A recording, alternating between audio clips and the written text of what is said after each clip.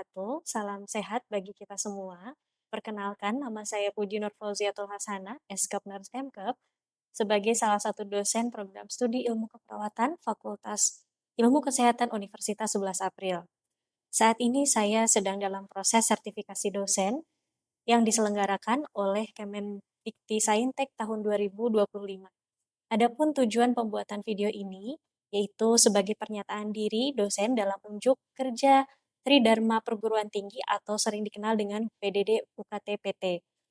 Saya pada kesempatan ini akan memaparkan salah satu mata kuliah yang saya ampu sesuai dengan bidang keahlian saya, yaitu keperawatan anak 2. Saya mengajar keperawatan anak 2 ini pada semester ganjil tahun 2024-2025. Mata kuliah keperawatan anak 2 dengan kode IKP strip 3-007 ditujukan kepada mahasiswa semester 5 yang berbobot sebesar 2 SKS. Diselenggarakan sebanyak 16 kali pertemuan dengan rincian 14 kali pertemuan materi dan 2 kali pertemuan untuk ujian tengah semester dan ujian akhir semester. Mata kuliah ini adalah mata kuliah keahlian keperawatan yang berfokus pada respon anak dan keluarganya pada setiap tahapan perkembangan, baik mulai lahir sampai dengan masa remaja, baik dalam keadaan sakit kronis, terminal, atau dalam kondisi berkebutuhan khusus, baik di masyarakat maupun di rumah sakit, serta intervensi keperawatan yang bersifat mandiri maupun kolaborasi. Mata kuliah ini juga merupakan integrasi dan penerapan ilmu keperawatan dasar dan ilmu dasar keperawatan yang membantu menghantarkan mahasiswa untuk mendalami tentang bagaimana memberikan asuhan keperawatan yang profesional dan holistik, memberikan pendidikan kesehatan, menjalankan fungsi advokasi bagi klien dan keluarganya, dengan menerapkan komunikasi efektif, serta membuat keputusan yang mempertimbangkan aspek legal dan aspek etik. Kegiatan belajar mahasiswa berorientasi pada pencapaian kemampuan berpikir sistematis, berpikir kritis, komprehensif dalam mengaplikasikan konsep dengan pendekatan proses keperawatan sebagai dasar penyelesaian masalah serta mengembangkan sikap profesional, pengembangan soft skill melalui beberapa model belajar yang relevan. Adapun CPL pada mata kuliah ini yaitu CPL 1, 2, 3, 4,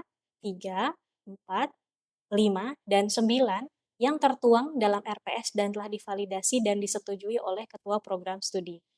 CPMK pada mata kuliah ini yang pertama adalah mahasiswa mampu melakukan simulasi asuhan keperawatan kepada anak sehat dan keluarganya dengan mengembangkan pola pikir kritis, logis, dan etis menggunakan komunikasi terapeutik dan memperhatikan aspek budaya, menghargai sumber etnik, dan faktor lain dari masing-masing klien yang unik.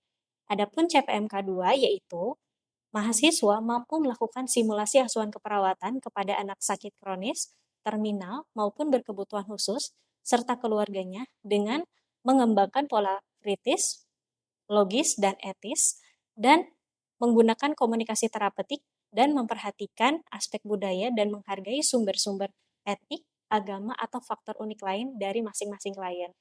Kemudian CPMK 3 yaitu mahasiswa mampu mendemonstrasikan intervensi keperawatan baik secara mandiri maupun kolaborasi pada anak dengan kondisi sakit kronis, terminal, atau berkebutuhan khusus dengan menerapkan konsep ilmu dasar keperawatan dan ilmu keperawatan dasar sesuai dengan SOP serta menerapkan prinsip atraumatika, legal, dan juga etis. CPMK 4 yaitu mahasiswa mampu memberikan simulasi pendidikan kesehatan sebagai pencegahan primer, sekunder, dan tersier. Dan yang kelima adalah mahasiswa mampu menjalankan fungsi advokasi bagi anak maupun keluarganya untuk mempertahankan hak klien agar dapat mengambil keputusan untuk dirinya sendiri. Adapun bahan kajian dalam mata kuliah ini yang pertama adalah konsep keperawatan paliatif pada anak dengan penyakit kronis dan terminal dalam konsep keluarga. Yang kedua adalah asuhan keperawatan anak sakit kronis dan terminal dan berkebutuhan khusus. Yang ketiga adalah komunikasi terapeutik dan aspek budaya dalam memberikan asuhan keperawatan anak. Yang keempat, praktik intervensi keperawatan baik yang dilakukan secara mandiri maupun kolaboratif pada kasus kronis atau terminal dengan menerapkan konsep ilmu dasar keperawatan dan ilmu keperawatan dasar sesuai dengan SOP dengan menerapkan prinsip traumatic care, legal, dan etik keperawatan. Yang kelima, konsep pendidikan kesehatan dengan pencegahan primer, sekunder, maupun tersier yang diberikan kepada anak dan keluarganya. Yang keenam, ada fungsi advokasi bagi anak dan keluarga untuk mempertahankan hak klien agar dapat mengambil keputusan untuk dirinya sendiri. Media pembelajaran dalam mata kuliah ini adalah kuliah tatap muka yang menggunakan berbagai macam aspek, yaitu buku, kemudian jurnal yang relevan, kemudian media video dan studi kasus, serta metode pembelajaran yang mendukung partisipasi aktif dari mahasiswa. Adapun asesmen dalam mata kuliah ini terdapat dari 4 aspek. Yang pertama adalah kehadiran dan keaktifan dalam kelas sebesar 10%, penugasan baik individu, kelompok maupun kuis sebanyak 20%, ujian tengah semester sebanyak 30%, dan ujian akhir semester sebanyak 40%. Setiap penilaian dilakukan secara objektif berdasarkan indikator dan rubrik penilaian yang telah ditentukan sebelumnya. 3 komponen utama dalam proses pembelajaran mata kuliah ini adalah dengan menggunakan metode DIA, yaitu delivery, interaction, dan juga assessment. Delivery, saya memberikan SRPS yang disampaikan secara tatap muka dengan menggunakan berbagai metode pembelajaran seperti lecture, student-centered learning, small group discussion, dan juga discovery learning. Interaction pada mata kuliah ini melibatkan kolaborasi antar dosen dan mahasiswa berupa diskusi, tanya jawab, kolaborasi, dan pemberian umpan balik sebagai proses refleksi bersama. Adapun asesmen pada mata kuliah ini berupa proses penilaian yang dilakukan secara objektif dan terdiri dari 3 komponen, yaitu keaktifan, penugasan kelompok, baik individu maupun kuis, dan juga sumatif, yaitu UTS dan juga UAS. Model pembelajaran pada mata kuliah ini, yang pertama adalah discovery learning, kemudian case study, student-centered learning, dan juga small group discussion yang mendukung partisipasi aktif dari mahasiswa untuk meningkatkan kolaborasi, berpikir kritis, dan logis dalam memberikan asuhan keperawatan anak dengan penyakit kronis dan terminal serta keluarganya.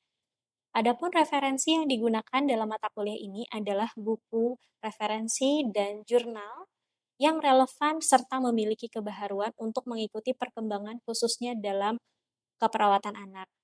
Baik, berikut ini adalah video proses pembelajaran mata kuliah keperawatan anak 2 pada pertemuan kelima dengan materi asuhan keperawatan anak dengan gangguan hematologi talasemia dan dampaknya terhadap pemenuhan kebutuhan dasar manusia dalam konteks keluarga. Bismillahirrahmanirrahim. Assalamualaikum warahmatullahi wabarakatuh.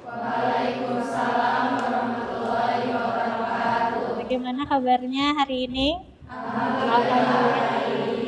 Baik, selamat siang semuanya. Bertemu lagi dengan saya di mata kuliah keperawatan anak 2. Sebelum kita mulai, seperti biasa, marilah kita berdoa dulu ya sebelum perkuliahan. Mudah-mudahan berjalan dengan lancar. Berdoa menurut agama dan kepercayaan masing-masing, dipersilakan.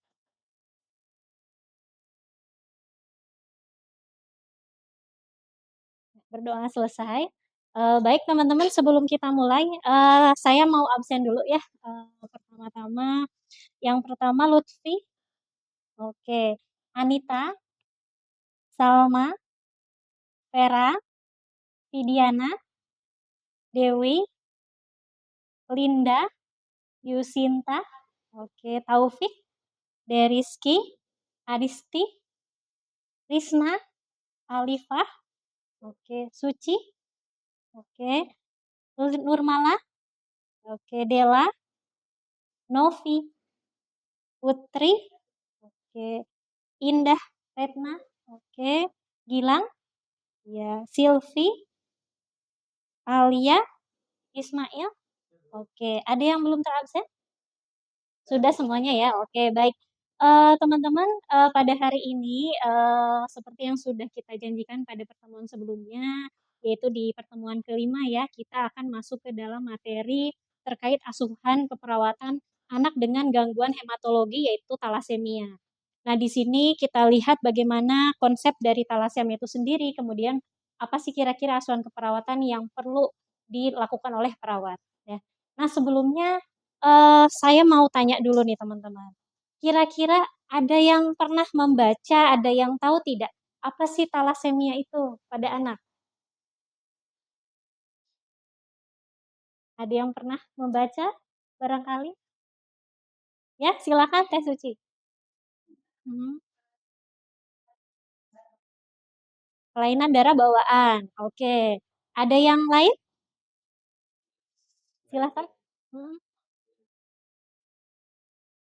Baik, HB yang turun, kemudian penyakit yang diturunkan oleh orang tuanya. Oke, terima kasih, jawabannya ya. Eee, kita lihat di sini apa itu talasemia, teman-teman. Sebelumnya saya sampaikan dulu ya capaian pembelajaran pada hari ini diharapkan teman-teman yang pertama bisa memahami ya konsep dari talasemia itu sendiri, kemudian, yang kedua teman-teman diharapkan mampu melakukan simulasi asuhan keperawatan khususnya pada anak dengan, gangguan hematologi yaitu talasemia. Tentunya, melibatkan keluarga, kemudian proses berpikir kritis, aspek legal dan etis, kemudian tentunya kita menerapkan prinsip keperawatan anak ya, nanti kita lihat. Nah, di sini, eee, yang pertama yang akan saya sampaikan adalah latar belakang, mengapa sih talasemia gitu ya, tidak hematologi yang lain. Nah, kita lihat teman-teman di sini ya, data menunjukkan bahwa hampir 5% penduduk dunia itu memiliki karier atau sifat pembawa talasemia, ya. Kalau misalkan penduduk dunia itu hampir berapa miliar ya sekarang, 4 miliar misalkan. Nah, kita bisa hitung 5%-nya itu berapa banyak, dan itu tersebar di berbagai macam, wilayah di dunia ini gitu ya. Nah, lalu bagaimana dengan Indonesia? Di sini kita lihat bahwa jumlah penderita talasemia terutama yang beta mayor ya, di sini hampir sebanyak 10.973 kasus atau sekitar 3,59% dari semua jumlah populasi anak di kita, gitu ya. Nah, lalu di sini kita lihat bahwa Jawa Barat ya, tempat di mana kita tinggal, ternyata merupakan daerah prevalensi talasemia yang tertinggi gitu ya, di antara daerah-daerah yang lain. Nah, lalu bagaimana dengan Kabupaten Sumedang? Ternyata di sini Kabupaten Sumedang itu merupakan kabupaten yang termasuk 10 kabupaten atau daerah tertinggi yang memiliki kasus riwayat talasemianya terbanyak gitu ya, sehingga perlulah kita di sini mempelajari, kemudian mendalami apa sih itu talasemia dan bagaimana kita memberikan asuhan keperawatan, khususnya pada pasien talasemia ya. Nah, kemudian sedikit di sini saya, review dulu ya. Asuhan keperawatan itu terdiri dari apa saja teman-teman? Kajian, diagnosis intensif. Oke. Nah, dari kelima proses ini tentunya kita perlu mendalami dulu, yang namanya proses penyakitnya gitu ya. Bagaimana kita mengkaji seorang pasien, klien terutama anak sesuai dengan kekhususan atau gangguan yang dideritanya gitu ya. Nah, di sini selain kita menerapkan 5 proses yang tadi, kita juga perlu menerapkan prinsip, keperawatan anak ya yang sudah teman-teman pelajari sebelumnya. Yang pertama, atraumatic care, diharapkan perawatan yang diberikan untuk anak itu tidak menimbulkan trauma, betul, gitu ya. Yang kedua adalah family center care, di mana anak di sini masih dalam proses ya tahapan, mungkin ada yang belum bisa memutuskan, keputusan sendiri ya, sehingga melibatkan orang tua atau wali untuk perawatannya. Definisinya apa? Tadi teman-teman sudah, Taufik dan juga Suci sudah menyampaikannya bahwa talasemia itu tadi ditandai dengan HB-nya turun, gitu ya. Dan itu betul, kita lihat di sini. Jadi talasemia merupakan penyakit genetik yang diturunkan oleh orang tua, gitu ya. Kenapa diturunkan? Karena di sini ada pembawa genetik yang hilang, salah satunya adalah penyusun hemoglobin. Sehingga hemoglobinnya itu dia, eee, rendah gitu ya. Kenapa? Karena tadi penyakit anemia hemolitik, di mana sel darah putih itu pecah sebelum waktunya gitu. Jadi umurnya itu tidak maksimal gitu, sehingga hanya beberapa, hari saja gitu ya umurnya sehingga perlu dilakukan penambahan darah, transfusi dan lain sebagainya gitu ya. Nah, kemudian di sini yang paling sering jenis ditemukan talasemia adalah yang talasemia mayor ya, di mana talasemia mayor ini adalah talasemia yang paling parah gitu ya. Jadi ketika anak didiagnosa talasemia mayor, itu perlu transfusi seumur hidupnya gitu, biasanya seperti itu gitu ya. Nah, kemudian bagaimana penyakit ini ditemukan? Nah, di sini kita lihat penyakit ini dapat didiagnosis bahkan pada saat anak itu belum mencapai usia 1 bulan, gitu ya. Kenapa? Karena bisa dilihat, jadi ketika anak terdiagnosa talasemia mayor, maka, eee, ada anemia simptomatik atau manifestasi klinis anemianya muncul. Bahkan sampai, dia sampai menginjak usia 6 sampai 12 bulan gitu sudah muncul tanda gejala anemianya, gitu ya. Nah, etiologinya apa? Di sini kita lihat etiologinya tadi seperti yang sudah Taufik sampaikan, diturunkan gitu ya. Jadi, talasemia merupakan penyakit anemia hemolitik herediter yang dapat diturunkan secara resesif. Nah, kita lihat seperti apa penurunannya. Ini teman-teman ya. Nah, eee, kita anggap bahwa yang merah ini adalah, orang yang punya gen talasemi, yang hitam itu tidak memiliki gen talasemi. Nah, misalkan ketika ada 2 orang tua, ibu dan ayah menikah, kemudian yang ibunya, eee, memiliki sifat talasemia dan juga dia talasemia mayor gitu, jadi sudah terdiagnosa talasemia, menikah dengan, laki-laki yang dia karier, hanya membawa sifat tapi tanpa muncul tanda gejala. Ketika mereka memiliki anak, maka kita lihat 50% itu pasti memiliki anak dengan talasemia yang muncul tanda gejala, ya. Kemudian 50%-nya lagi itu karier, membawa sifat. Kalau misalkan, 2 orang, ibu dan ayah misalkan ya, kemudian punya anak, dua-duanya ibu dan ayah tersebut, dia, talasemia mayor, maka ketika mempunyai anak, mereka semua pasti memiliki talasemia, gitu ya. Nah, kemudian di sini ketika ada seorang wanita yang, eee, sehat, kemudian menikah dengan laki-laki yang karier atau membawa sifat talasemia, maka peluangnya adalah 2 orang atau 50% memiliki anak sehat dan 50% lagi sebagai karier atau pembawa sifat.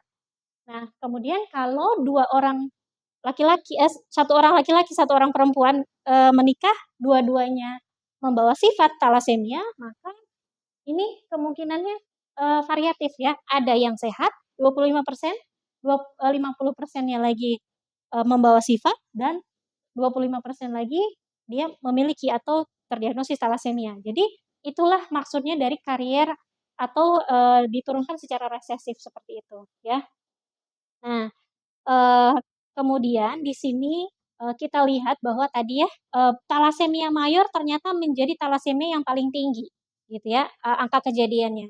Nah, di sini manifestasinya apa saja? Kita lihat ya di sini, talasemia mayor, di sini dia sudah terlihat bahkan sebelum anak itu mencapai usia 1 tahun. Artinya anemianya sudah muncul dan sudah simptomatik, gitu ya. Nah, biasanya anemia ini, ditandai dengan turunnya kadar hemoglobin yang begitu signifikan, ya. Nah, bisa sampai, penurunannya itu mencapai 3 sampai 4 gram per sen, gitu ya, kan normalnya biasanya 12% ke atas ya. Nah, ini bisa sampai mencapai 3 sampai 4, gram per sen. Kemudian manifestasi klinis lainnya lemah, pucat, kemudian gangguan tumbuh kembang, karena hemoglobin itu kan membawa oksigen ya. Kalau oksigennya kurang, otomatis segala metabolisme dalam tubuh juga tidak optimal. Otomatis akan mengganggu pertumbuhan dan perkembangan secara umum. Gitu ya. Kemudian biasanya pada talasemia mayor, pasien tidak dapat hidup tanpa transfusi, gitu ya. Karena HB 3 sampai 4 gram itu kan sangat rendah ya, gitu. Sehingga kualitas hidupnya kalau tanpa transfusi itu akan sangat, eee, prognosisnya kurang baik gitu ya. Apa sih kira-kira dampaknya pada keluarga? Nah, di sini kita lihat teman-teman dampak talasemia pada kehidupan anak. Yang pertama, fungsi fisik dari anak tersebut itu akan berubah gitu ya. Kenapa? Karena tadi harus mendapatkan transfusi setiap minggunya misalkan, kemudian anak itu sosialnya mungkin akan berubah sejak terdiagnosa dan proses keluarganya pun akan berubah gitu, di mana seharusnya anak itu bermain, kemudian bercengkrama dengan keluarga, tetapi ada waktu yang mungkin akan berkurang karena harus hospitalisasi, harus pengobatan dan lain sebagainya gitu ya. Selain itu fungsi emosional. Nah, terutama pada orang tua dan anak di sini karena merawat anak yang memiliki penyakit kronis itu tidak mudah gitu ya. Karena pengobatan, perawatannya pun tadi saya sampaikan tidak hanya 1 minggu selesai, 2 minggu selesai, tetapi bisa mencapai tahunan bahkan seumur hidup gitu ya. Kemudian fungsi sosialnya juga gitu ya sama. Anak yang harusnya lari-lari, main gitu ya, tetapi terbatas karena itu tadi ketidakmampuan tubuhnya untuk keep up dengan yang lain gitu ya. Nah, selanjutnya mengganggu aktivitas sekolah, itu sudah jelas ya, dan juga ada gangguan tahap perkembangan anak, itu tadi ya. Jadi karena metabolismenya sudah terganggu, otomatis proses pertumbuhan dan perkembangannya juga mungkin akan ada, ketidaknormalan gitu ya, seperti itu. Nah, selanjutnya bagaimana peran perawat gitu ya dalam menghadapi perubahan tersebut. Tentunya ya tadi ditunjang dengan aspek, eee evaluasi, kemudian, diagnosa keperawatan, pengkajian, apalagi proses keperawatan? Pengkajian, diagnosa, intervensi, implementasi, evaluasi, itu harus mengacu pada kondisi pasien, di mana kita harus bisa nih mengkaji pasien, supaya masalah keperawatan pasien itu muncul. Sehingga kalau masalahnya muncul jadi diagnosa, kita bisa melakukan intervensi dan implementasi. Diharapkan evaluasi yang diharapkan oleh kita itu sesuai dengan outcome kesehatan yang kita harapkan sebelumnya. Silakan, ada yang mau ditanyakan? Ya, silakan. Taufik. Resiko jika pasien thalassemia mayor tidak mendapatkan transfusi darah secara cukup. Oke, terima kasih pertanyaannya. Sebelumnya ada yang bisa menjawab dulu? Pertanyaan dari Taufik? Kira-kira bagaimana atau apa yang akan terjadi ketika pasien thalassemia terutama yang mayor itu nggak dapat pengobatan yang sesuai atau yang layak gitu ya? Kira-kira ada yang mau menjawab dulu? Tidak ada? Oke. Nah, tadi ya sudah saya sampaikan sebelumnya bahwa, thalassemia itu menjadi penyakit yang kronis yang banyak sekali diderita oleh anak gitu ya, hampir, eee, hampir berapa puluh persen gitu ya. Nah, ketika anak terdiagnosa thalassemia mayor, dia tidak mendapatkan transfusi, maka mungkin prognosisnya akan jelek gitu ya. Kenapa? Karena di sini Hb-nya thalassemia mayor itu bisa sampai 3 sampai 4 gitu, sangat rendah sekali gitu, di mana kalau Hb-nya rendah, otomatis kan proses metabolisme dalam tubuh akan mengalami kekurangan oksigen, karena Hb itu kan membawa oksigen gitu ya, kalau oksigennya tidak ada, terutama kekurangan oksigen ke anggota tubuh bagian vital, misalkan otak, jantung, ataupun organ yang lain, itu akan fatal akibatnya gitu ya. Jadi biasanya memang, anak yang sudah muncul atau tampak gejala anemia sejak bayi, biasanya suka langsung lakukan pemeriksaan diagnostik Hb dan lain sebagainya gitu ya, supaya semakin cepat terdeteksi, pengobatan akan semakin bisa dilakukan gitu ya. Oke, terima kasih pertanyaan bisa oke, ada yang lain? Ibu, Silakan, Teh Dewi. dulu kan tadi dijelaskan ya kalau anak dengan thalassemia mayor itu harus transfusi darah sebelum hidupnya. Oke. Nah, bagaimana dampak psikologi anak terkait hal tersebut dan bagaimana kita sebagai perawat itu bisa membantu mereka agar tetap kuat secara mental, kemudian mereka tuh nggak malah terbebani akan kondisi hal tersebut. Iya, baik, terima kasih pertanyaannya ya. Ini menarik. Karena thalassemia itu kan tadi ya transfusinya harus, seumur hidup gitu ya. Lalu gimana, pasti akan berdampak pada psikologisnya gitu ya, tidak hanya anak pun juga orang tuanya gitu ya bagaimana. Nah di sini kita sebagai seorang perawat tentunya ya, eee transfusi itu kan proses yang lumayan membuat tidak nyaman. Artinya nyeri tuh diinfus dulu gitu ya. Kemudian apalagi pada saat transfusinya gitu ya. Nah, yang pertama fisiknya dulu gitu ya. Pertama kita harus mengkaji fisiknya dulu supaya apa? Supaya segala ketidaknyamanan yang dirasakan oleh pasien itu kita fasilitasi untuk kenyamanannya gitu ya. Nah, ketika fisiknya sudah oke, lalu psikologisnya bagaimana? Nah, biasanya pendekatan psikologis itu tergantung usia perkembangan anak. Apakah anak ini dia eee, preschool atau usia sekolah atau remaja. Nah, biasanya kalau pada tahap preschool atau usia di bawah 5 tahun lah. Nah, biasanya anak itu kan mereka, eee, apa tuh, bonding dengan orang tuanya itu masih melekat ya, masih masih harus, baik gitu. Nah, sehingga di sini keterlibatan orang tua dilibatkan di sini oleh kita, sehingga, walaupun dengan kesulitan pada saat atau, ketidaknyaman pada saat transfusi itu bisa diatasi, setidaknya present atau keberadaan orang tua untuk menemani anak pada saat transfusi itu kita, fasilitasi, gitu. Ada lagi yang mau ditanyakan? Sudah cukup? Oke. Baik teman-teman, jika tidak ada yang mau ditanyakan, di sini kita, eee, sedikit ya mereview dan menyimpulkan. Nah, di sini kira-kira ada yang mau menyimpulkan materi hari ini? Ibu boleh? Silakan, Teh Cici. Tapi maaf ya Bu, bila salah. Tidak masalah, silakan silakan, boleh boleh. Mungkin dari saya itu thalassemia itu penyakit gen, yaitu beberapa penensial darah yang ditandai dengan kurangnya salah satu rantai globin yang lemah untuk menyusun hemoglobin normal. Lalu diagnosanya bisa dideteksi sejak dini seperti anemia simponatik atau kesulitan. Lalu penyakit ini yaitu turunan herediter dan yang lebih seringnya itu yaitu thalassemia mayor yang selalu transfusi selama hidupnya. Lalu mungkin gejalanya seperti HB rendah, lemah, pucat, gangguan tumbuh kembang, lalu tidak dapat hidup apabila tidak transfusi. Lalu ada dampaknya itu ke fungsi fisik, fungsi emosi, fungsi sosial, aktivitas, lalu ada gangguan tahap perkembangan anak. Lalu sebagai perawat, kita harus mengkaji pasien dengan benar. Oke, betul. Terima kasih Teh Suci ya. Ada lagi yang mau menambahkan?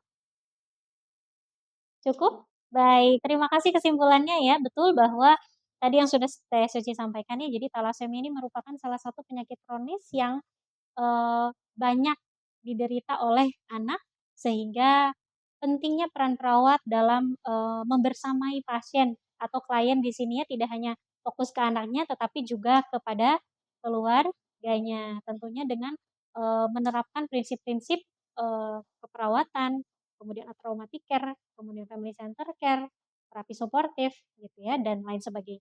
Ya, mudah-mudahan dengan asuhan keperawatan yang kita berikan, dapat terjadi peningkatan kualitas hidup pada anak dengan thalassemia. Oke, baik teman-teman, terima kasih atas, partisipasinya hari ini ya.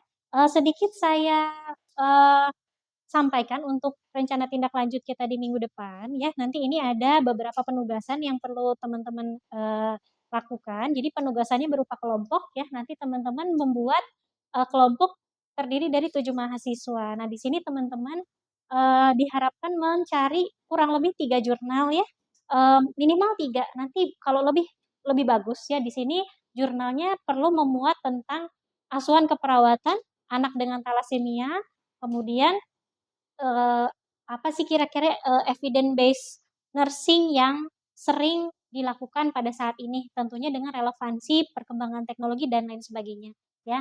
Nah, nanti tugas ini dikumpulkan pada pertemuan berikutnya untuk dibahas ya. Baik teman-teman, mungkin itu saja yang bisa saya sampaikan ya. Sampai jumpa di pertemuan berikutnya. Sehat selalu untuk kita semua. Saya tutup, wabillahi taufiq wal hidayah. Wassalamualaikum warahmatullahi wabarakatuh. Waalaikumsalam warahmatullahi wabarakatuh.